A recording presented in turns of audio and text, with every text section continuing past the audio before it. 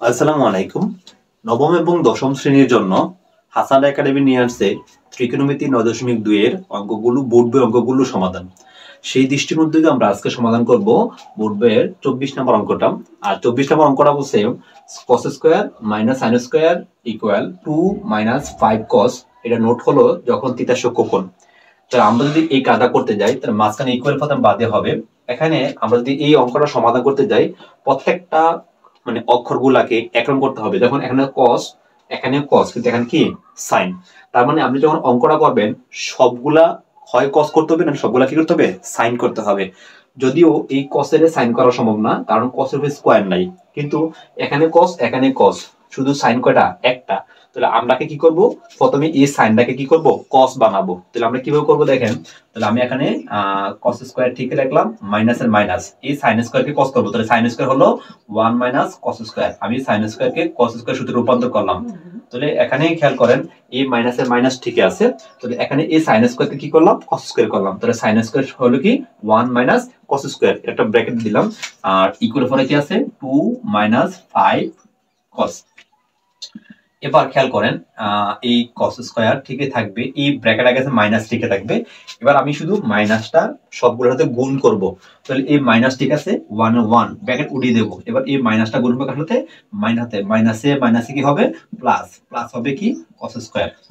আমরা কি করলাম ব্র্যাকেট উঠিয়ে দিলাম, ব্র্যাকেটের আগের চিহ্নটা গুণ করলাম। প্রথমে মাইনাস ঠিকই থাকলো 1 1, তারপরে আমাদের এখানে কি আছে মাইনাসে প্লাস, তারপর কি হলো cos স্কয়ার।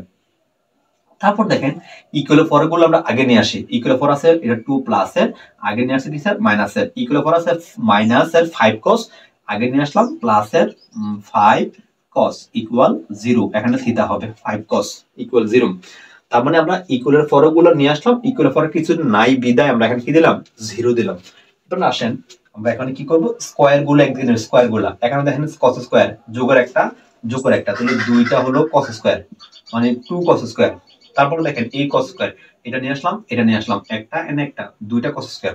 এবার দেখেন আর cos কি আছে এন আছে প্লাসের 5 cos, লিখলাম প্লাসের 5 cos। আর দেখেন cos স্কয়ার নিয়ে আসলাম 5 cos নিয়ে আসলাম। এবার cos স্কয়ার এবং 5 cos বাদে আর কি কি আছে দেখেন মাইনাসের 1 মাইনাসের 2, তখন দুটোই একই রকম চিহ্ন। যখন দুটোই একই রকম চিহ্ন হয় তখন চিহ্নগুলো ঠিকই থাকে, সংখ্যাটি যোগ হয়। তাহলে মাইনাসের 1 মাইনাসের 2, তাহলে মাইনাসের কত হবে 3 আর ইকুয়াল হবে কি 0। এবার আসেন আমরা এখানে একটা মিডল টার্ম করব। আপনারা অবশ্যই মিডল টার্ম কন্টিনিউ করেছেন। মিডল টার্ম করতে গেলে প্রথমে সংখ্যাটা এবং চিহ্নটা, লাস্টের সংখ্যাটা এবং চিহ্নটা ঠিকই থাকবে। তো আমরা কি করব 2 cos স্কয়ার ঠিকই থাকবো।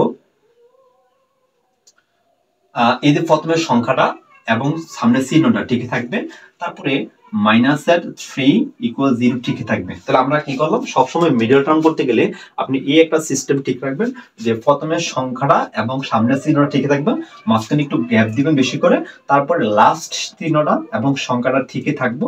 আর ইকুয়াল যেহেতু লোগো লোগে আসবে, হ্যাঁ এটা কোনো কাজ নাই, পরবর্তী কাজ। এবার আসেন এই মাঝখানে জায়গাটা আমরা ফিল আপ করতে হবে। এবার আসেন মিডল টার্ম করতে গেলে যদি সামনে কোনো যদি সংখ্যা থাকে তাহলে এই সংখ্যাটা মনে মনে লাস্ট সংখ্যা লগে গুণ হবে। তাহলে 2 গুণ হবে কার সাথে 3 এর সাথে, তাহলে 3 দুগুণে 6। তাহলে আমাদের ভাঙতে হবে কারে 6 এর। তাহলে 6 এর ভাঙলে আমরা যদি এখানে 6 এর ভাঙতে যাই আমরা যদি এখানে 6 এর ভাঙতে যাই তাহলে কি দাঁড়ায় 6 কে 6 হয়, 3 দুগুণে 6 হয়। তাহলে 6 কে 6 এবং 3 দুগুণে 6 আমরা যদি নিয়ে যাই তাহলে কি দাঁড়ায় একটু খেয়াল করে দেখেন। আমরা যদি এখানে মনে করি 3 এর 2 কত 5, তাও ঠিক হয়। 6 এর থেকে 1 গেছে তাও কত 5, তাহলে আমরা এরও কিন্তু ঠিক হয়। 3 দুগুণে 6ও ঠিক, আবার 6 এর থেকে 1 বিয়োগ করলে 5, তাও কিন্তু ঠিক। এখন প্রশ্ন আমরা কোনটা দিয়ে করলে সঠিক হয়। আমরা আগে মনে করেন 6 কে 6, 6 এর থেকে 1 বিয়োগ করলে 5, আবার 6 এবং 1 গুণ করলে 3 দুগুণে 6, ঠিক আছে।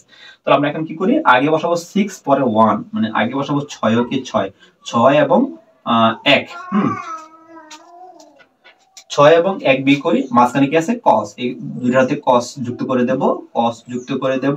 এবার দেখেন এখানে দরকার করছি প্লাসের 5টা, লিখছি প্লাসের কয়টা 6টা, দরকার প্লাসের 5টা, লিখছি প্লাসের কয়টা 6টা, তো বেশি লিখছি কয়টা একটা, তো এটা বিয়োগ দিয়ে দেন। হ্যাঁ, হয়ে গেল। এবার দেখেন আমরা হয় কিনা, যদি হয়ে যায় তাহলে তো হয়ে গেল। দেখেন এবার আমরা এইটা একটা এইটা একটা এই দুই একটা জোড়া, জোড়াতে কমন নেব। তো এখানে আছে সংখ্যা 2, এখানে সংখ্যা আছে 6, 6 রে বাংলে কত হয় 3 দুগুণে 6, 3 ও হয় 2 ও হয়।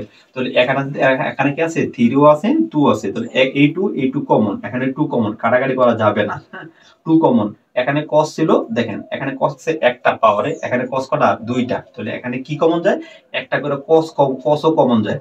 তাহলে দেখেন প্রথমে 6 তে বাইঙ্গে 2 কমন নিয়ে আসলাম, cos একটা এখানে 2টা, একটা একটা করে cos কমন, তাহলে 2 কমন নিয়ে গেছি, cos ছিল 2টা একটা কমন নিয়ে গেছি, আর cos আছে কটা একটা, তার মানে cos থিটা। এবারে প্লাসের প্লাস 6 থেকে আগে ভাঙিয়ে এখানে 2 কমন নিয়ে গেছি, আর এই 6 এর মধ্যে মনে এখানে কি কি রয়ে গেছে 3, এই 3, আর এখানে cos ছিল cos নিয়ে গেছি, কিছু নাই, এটা শেষ। এটা হলো এটার কমনটা। আমি আবার বলতেছি 6 রে বাংলা হয় 3 দুগুণে 6, 3 দুগুণে 6, 3 ও আছে 2 আছে, তার মানে এখানে দেখেন প্রথমে 2 আছে, তাহলে এই যে 6 থেকে 2 এবং এখানে 2 কমন, cos এখানে একটা এখানে 2টা, এখানে একটা এখানে একটা কমন, তাহলে 2 থেকে 2 কমন নিয়ে গেছি, cos ছিল 2টা একটা কমন নিয়ে গেছি, আর আছে একটা এখানে ব্র্যাকেটের ভিতরে আসবে প্লাস এর প্লাস। তারপর দেখেন 6 তে ভাঙে আমি আগে এখান থেকে 2 কমন নিয়ে গেছি, আর কি আছে 3, এই দেখেন 3, cos ছিল একটা কমন নিয়ে গেছে। এবার আসেন এটা কাজ শেষ, এখন মাইনাসের মাইনাস একটু ফাঁক দিবেন, একটু ফাঁক দিয়ে প্রথম ব্র্যাকেট যেটা আছে এটা বসাই দিবেন, তার মানে প্রথমে কি পেলাম cos থিটা প্লাস পেলাম 3।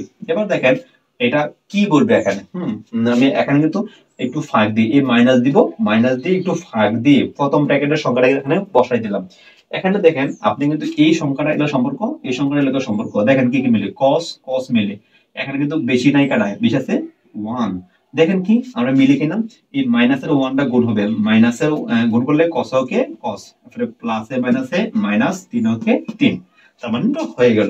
এবার আমরা আসেন কমন নিব, cos থিটা প্লাস 3, আমরা কি কমন নেব cos থিটা প্লাস 3, দুই ব্র্যাকেটের ভিতরে 2টা আছে একটা কমন, আর বাইরে কি আছে 2 cos থিটা মাইনাস হলো 1। এবার দেখেন আমরা কি কমন নিলাম, এখানে cos theta plus 3, cos theta plus 3 একটা কমন নিয়ে গেলাম, আর 2 cos থিটা মাইনাস ওয়ানটা কি নিয়ে গেলাম আনকমন নিয়ে গেলাম।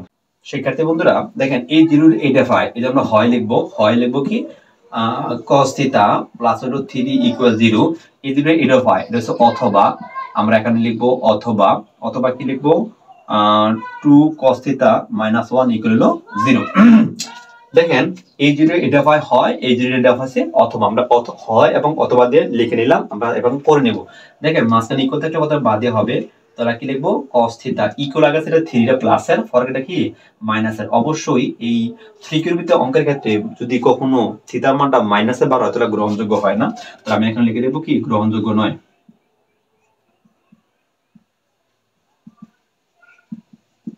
এবার আমরা এটা করব, এখানে দেখেন আমরা লিখবো 2 cos থিটা ইকুয়াল আগে 1 না মাইনাসের, পরেরটা কি প্লাসের, তার মানে গ্রহণযোগ্য হইতেছে।